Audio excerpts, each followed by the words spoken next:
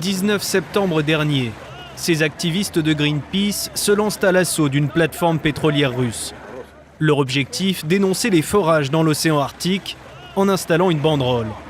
Mais l'opération tourne court. Les 30 membres d'équipage de l'Arctic Sunrise sont arrêtés par les gardes-côtes. Pour les militants écologistes, le risque fait partie du métier, mais Greenpeace affirme qu'une telle issue n'avait jamais été envisagée.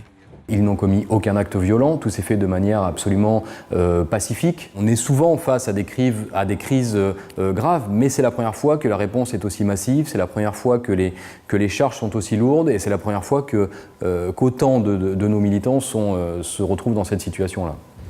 Les campagnes en mer sont la marque de fabrique de Greenpeace depuis sa création en 1971. Pour y participer, ces militants ne bénéficient pas d'une formation particulière. Seuls certains d'entre eux sont des marins professionnels. Hélène, une Française de 30 ans, a pris la mer 6 mois après son arrivée au sein de l'organisation. Les conditions peuvent être très dures parfois. J'ai navigué dans l'Atlantique Nord-Est, au nord-ouest de l'Écosse au mois de novembre. La mer est très agitée, on peut être malade. J'avais pas de peur par rapport à ce qu'on pourrait faire. C'était au contraire vraiment une confiance, une très très grande confiance dans l'équipage. Ces images ont été tournées en octobre 2011 dans l'Atlantique Nord-Est.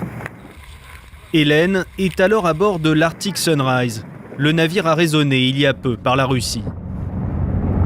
Aujourd'hui, des activistes de Greenpeace se sont interposés devant un chalutier français du groupe Intermarché pour les empêcher de pratiquer le chalutage profond.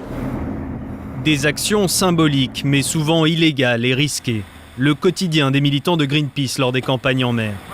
Pour alerter l'opinion, ils veulent attirer l'attention des médias, parfois comme ici en diffusant leurs propres images. Pour l'organisation écologiste, l'urgence de la situation justifie ces actions.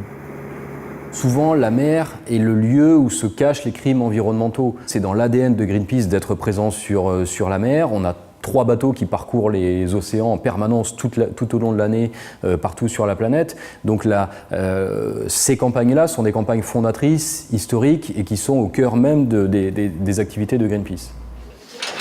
Mais comme le prouve la procédure en cours à Mourmansk, le risque n'est pas seulement physique. Les activistes qui partent en mer sont conscients de cette réalité. Oui, je sais que c'est des choses qui pourraient m'arriver. Ça fait partie de l'engagement qu'on met en œuvre quand on fait partie de Greenpeace. Greenpeace avait mené la même action l'année dernière contre la même plateforme de Gazprom. Le directeur de l'organisation lui-même était présent. Mais à l'époque, les autorités russes n'étaient pas intervenues.